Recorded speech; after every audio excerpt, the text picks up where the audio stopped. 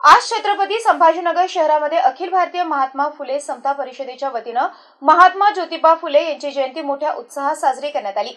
यावेळी मंत्री अतुल सावे आणि माजी खासदार चंद्रकांत खैरे यांची देखील उपस्थिती होती।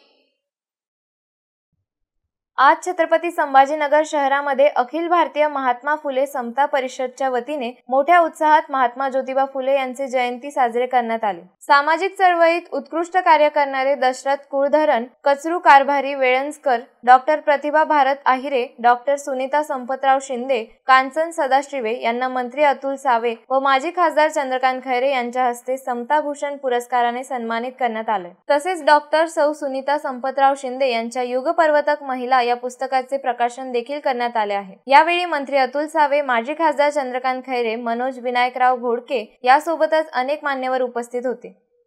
ते आपले सर्वांचे त्या ठिकाणी दैवतच सत्यशोधक राष्ट्रपिता महात्मा ज्योतिबा फुले यांच्या चरणी नतमस्तक होऊन